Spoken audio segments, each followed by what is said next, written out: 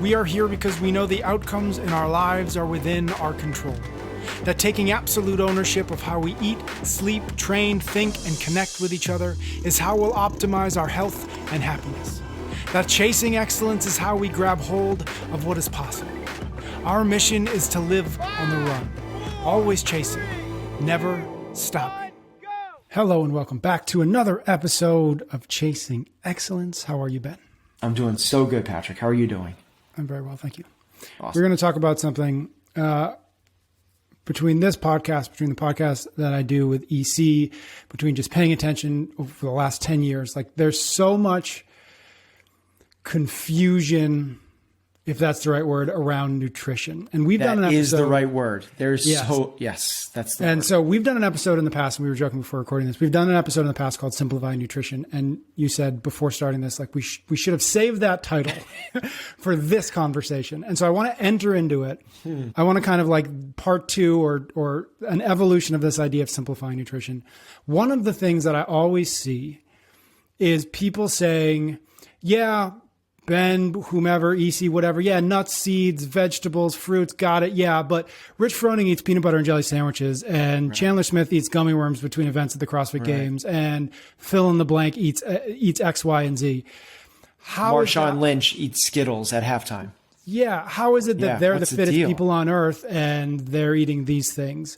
Why shouldn't I do that? Or what makes them or that different than whole foods, not too much, mostly plants, etc. So that's the question to you, and let's see if we can simplify it even further. Yeah, it's super confusing. Like, I'm trying to do everything I can. I'm making all these sacrifices. I'm training the way that these guys train. I'm doing CrossFit, and you're telling me that I should eat like vegetables and super clean protein sources, but then the athletes that you coach are having, and this is what they do, by the way, and this is intentional. They have gummy bears. It's Haribo gummy bears between events. It's like the number one thing that we do between events at the games. Like, what the hell, Ben? That is the most confusing thing ever. And then you read muscle magazines, and it's all about like protein. But then you hear about this health stuff, and it's all about plant-based, and it's like, it could not be more. And then there's the keto people. Oh my God, the keto people and the vegans. Like, what the hell? Like why all the confusion? Why all the camps? Why? And what people forgot to ask before they gave advice is, what's your goal? That without that question, I can't give you nutrition advice. I don't know what you should be doing for nutrition. And it can break it down into essentially 4 very simple buckets. Now, there's overlap, I'm sure, and there's probably a 5th, a 6th, a 7th bucket, I'm sure. But generally, what people are looking for is from their health, from their nutrition program, is either to lose weight, to increase their performance, to gain muscle, or to increase their health. So think of those 4 buckets: weight loss, performance, muscle gain, and health. Now, once you have those 4 buckets, you say like, what should I eat? I say, Patrick, what's your goal? And you say, I just want to live forever. Okay, you're in the health bucket. Okay, Patrick, what's your goal? I really want to perform at the CrossFit Games. Cool, performance. I want to beat people in my gym. Cool. And you can bucket people into these. And then once you bucket them into them, it's as simple as first principles.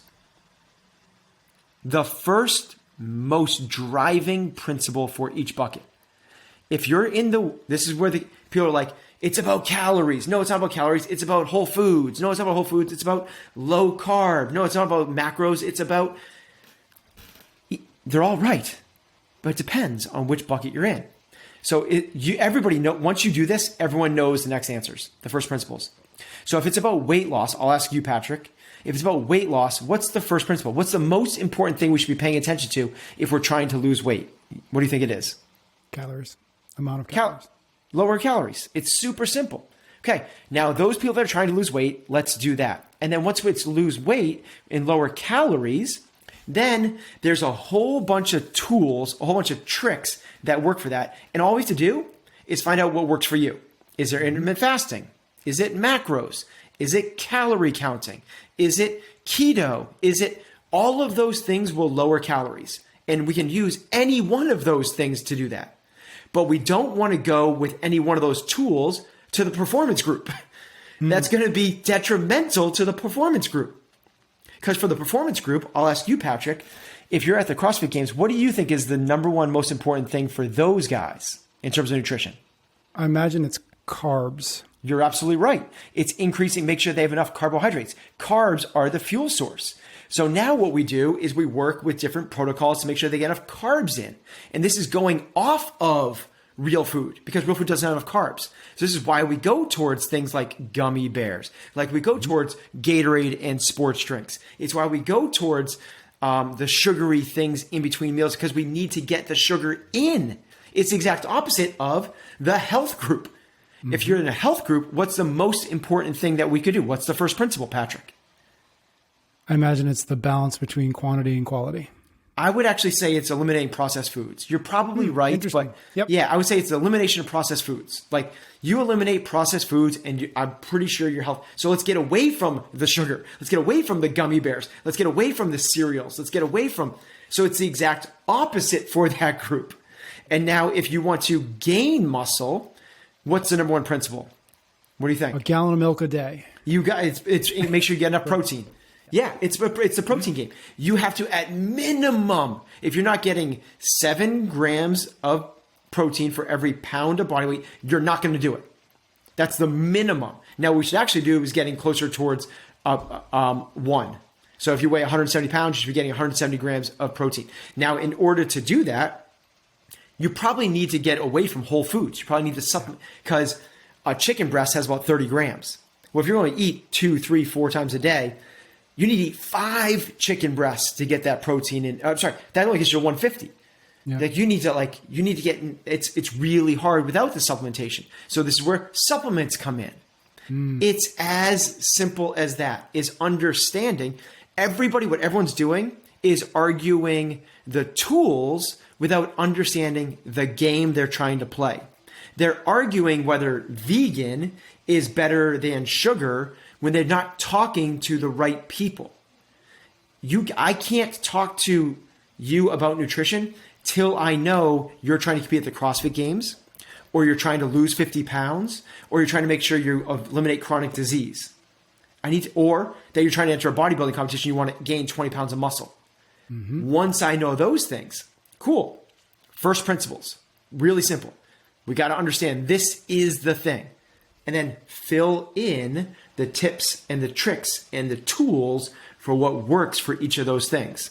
So for some of those things, we talked about some for the weight loss, right? If you do macros, that's a great way to track and lower your calories. Calorie counting, Weight Watchers. Like Weight Watchers works for that. It's great because it's counting calories. Even things like keto, because it's hard to overeat on keto. This is why it works for the weight loss people. Things like intermittent fasting, like it works because it lowers calories.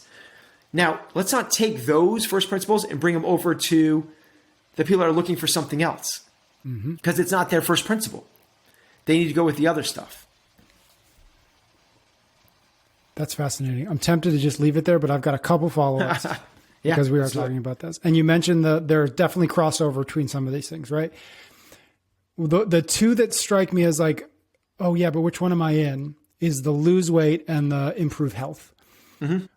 How would you, like, if somebody was like, well, okay, here are the 4 buckets. Where are you? I kind of want both of those things. Where do you start? Or how do you know, like, actually you're in this one. We'll move to this one. We'll get to this one. But we're going to start here. So therefore, we're going to start with these particular first principles and not those. So if you're not an extreme, you're going to be in multiple buckets. So if you're not Chandler Smith or Rich Froning, they have a singular bucket that they're focused on. It's performance. And everything else, how much muscle they gain, their health, it's all around their weight loss. It's all based around their performance. So they know whether they should increase their body composition or what they should do with it based off of that. If you weigh 290 pounds, you got to lose weight. Losing weight will affect your health more than anything else. So it's what is the biggest driver. But that's if you're an extreme. Most of us aren't. So we're going to live in multiple buckets. And here's the thing is, as you start to lean in multiple buckets, the carryovers will affect both of them, right? So to a certain extent, the example would be, or let's set it aside, if you're 160 pounds and you're concerned about health, like you should be, you don't need to lose weight. Like weight loss is not a thing for you. Now, maybe you're in the performance and the health one. Okay, in that case, let's do unprocessed foods, but make sure we're getting in enough calories. Enough carbohydrates. So maybe in that case, what we'll do is we'll do macros with a whole food source. Beautiful, great. We're going to solve for those two things. It's understanding which of the overlaps of the tools work for the multiple buckets. What doesn't work is I'm going to go keto and I'm going to go CrossFit performance. Yeah. Those are at odds. What I'm not going to do is go super low calorie and try and gain muscle. That's at odds. You have to understand which tools work across the different buckets. This seems very reminiscent to me of the programming tracks that we've talked about previously. The sweat, train, and perform. Are there lots of similarities there? And is there anything you've learned about what works in the programming tracks that might work for these nutrition tracks? Yeah, I love that, the awareness of that parallel. And the answer is yes, 100%. It's what makes sense when you have a normal conversation with somebody trying to help them. The thing you ask them as a trainer, every single person knows this, is when someone comes in and they say, like, help me, what's the first question every trainer asks? What's your goal? Like, what are you trying to do? Yep. Like, I'm not going to assume that you want to go to the CrossFit Games. I want to know what you're looking to do. And the train, sweat, and compete, those different tracks inside the programming, answers that question. Yep. Because the big gap in the CrossFit customer journey was people would come in, you'd ask them that question, and you get a multitude of different answers. I want to train for men's league soccer. I want to lose 50 pounds and get off medication. I want to try to go to the CrossFit Games. And then what we would do is go, okay, it doesn't really matter what I asked you because you're going to go follow this singular program. That makes no sense. Why did I even ask that question? Mm-hmm. It was a filler, unnecessary filler. It was just like we did it because we felt like we should do it. Yep. Now, someone says, I want to train for men's league soccer. Cool. You're going to do the train track. Choo-choo. Because you're going to train for other sports.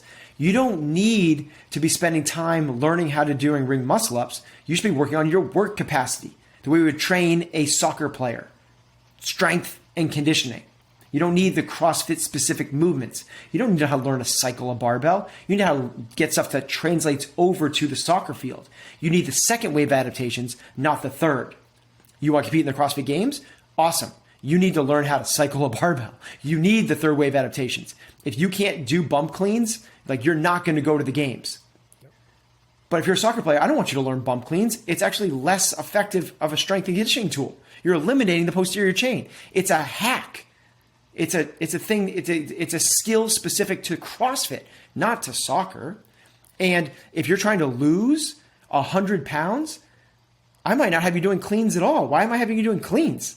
Now, if you're talking about cleans in a Metcon, I get it. But like working at cleans at like 85% plus, let's get you on a bike and sweat it out, dude. You need to work the aerobic engine and build some muscle along the way.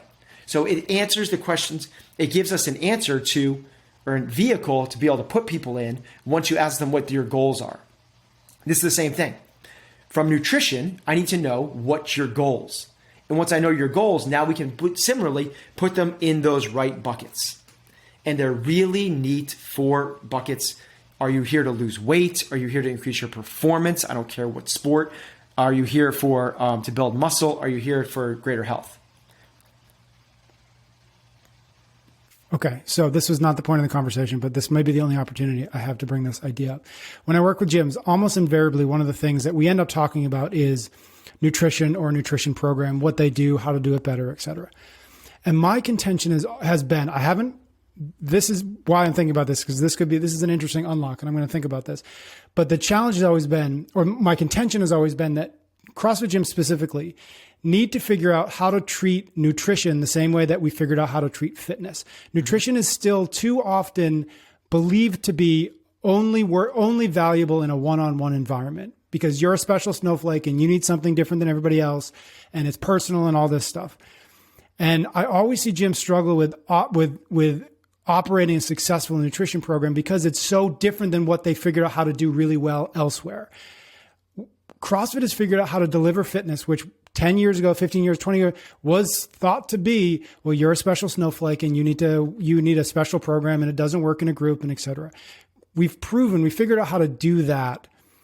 We figured out how to prove that wrong. And my contention has always been, we've got to figure out a way to treat nutrition in the same kind of manner so that it's not 10 members of your gym who get a nutrition program because that's the only people who can afford it, whatever. We need to figure out how to treat nutrition in the same way that we treat fitness. So my question to you, all of that, is can you imagine, just blue sky, just creative, just because we're talking about it, using these four buckets to at least begin to start to deliver some kind of nutrition coaching, some kind of nutrition program to not 10 people, not 15 people at CrossFit New England, but 150 people, 200 people, figuring out a way to deliver that, because now we know at least what your primary goal is and we can work on first principles from there. Yeah, it's such the right question to ask, because you're going to change people's lives more with nutrition than you are with what you do inside the gym. That's for sure. Like, that is across the board. What you do in the kitchen affects your health more than what you do in the gym. So I think that it's our responsibility to figure out how we disseminate the message and how we get people to have compliance. And the struggle is what you just said is everyone's individual. Yep. Well, case in point is what you were alluding to. That's what we thought about training as well. And here's where we are in the training space. And then we'll come back to the nutrition space. Before CrossFit, it was individual, not even before CrossFit. There's two things that work really, really well. Individual training is phenomenal because you are a special snowflake. You do have special goals. You do have special ways that you adapt to training. You do have specific ways that you recover. You do have different demands in your life. You are a special snowflake. It's true. Mm-hmm. Yet there is some real potent magic to group training that is so powerful. We might want to switch away from the special snowflake thing and just do this thing that everyone else is doing. It's that powerful. From the group effect to accountability to intensity to engagement and compliance to the social factors to all of it, right? It's really, really powerful. But because that's so powerful, let's not throw away the individual aspect to it. Yep. And what we've done is we've created two camps. There is either group training in classes or do one-on-one training. Yep. Well, this is not where this conversation was supposed to go. On the training side, this is the problem that we are trying to solve with CompTrain. Yep. We understand the magic and the dynamic of the community. We also understand the dynamic and the power of individualized training. Mm-hmm. What we're trying to do is bring those two things together. Mm-hmm. We've done it successfully for the elite athletes. We're bringing that to the masses. We're trying to bring that to everybody that wants it, where you can still train in a group, but it's specific to you. Mm-hmm. That's a really fun challenge that I'm really excited to share with people what we're creating in a little bit. But I bring that up because it's the same challenge we have with the nutrition. Mm-hmm. There is this big principles type stuff of what is better and what is worse and doing this in a group. And doing a nutrition challenge is amazing because, call it the shared suffering if you want, but everyone's in this thing together. There's the accountability buddies, there's the fun, there's the engagement, there's the compliance, there's everything else that goes with it. But it's not for you. So therein lies the challenge. I haven't figured that out yet. Other than now we are going, because basically what you try to do is you had On the training side, going back over there, you had one workout every day that everybody did. One workout. Well, the first leveled way to individualize that is not to individualize it, but to put people in their appropriate buckets. Train, sweat, compete. And it's the first level of individualization. And that's where we are. That's out to the masses right now. And that's what we do at the gym. The next level of individualization beyond that is even more specific, is inside of that bucket. What are your strengths, weaknesses, and goals? Are you trying to be a hockey player? Or are you trying to be a football player? You're trying to be a marathon runner, right? It's the same thing with individual. Once you get into these weight loss, performance, muscle gain, health, there are some subcategories inside of that. It's really the tips and the tricks. Because keto might work for you, whereas higher carb works for me, because we're special snowflakes. I'm not there yet. I haven't figured out how to do that yet with the groups yet, because we're putting our effort into the training side right now. Fascinating. This has been very cool. Lose weight, increase performance, gain muscle, better health. Those are the 4 buckets of, that's the 4 things you've got to answer first before, 1, giving somebody a prescription, or 2, making a plan for yourself. Yeah, let's not have the arguments of what's better, vegan or keto, carnivore or vegan. What's better, having gummy bears after your event or eliminating processed foods? Let's stop having those conversations. And before you have the conversation, go, well, what is it that you're trying to achieve? And then understand you got to begin with the end in mind. And once you do that, then you can have educated, real conversations. And understanding that the tips and the tricks inside of those are going to vary based off individual. Because once we go to weight loss, like you love macros, I hate macros, I want to do intermittent fasting. They could be equally as powerful because we're both trying to drive for the same thing, doing totally different approaches. Got it. All right, my friend. Thank you. That was fun. Thank you to everybody out there for listening, for your ratings and your reviews. Ben and I will be back next week for another episode of Chasing Excellence. You can get every episode of Chasing Excellence wherever you listen to your podcasts or on YouTube. Until next time, thank you for listening.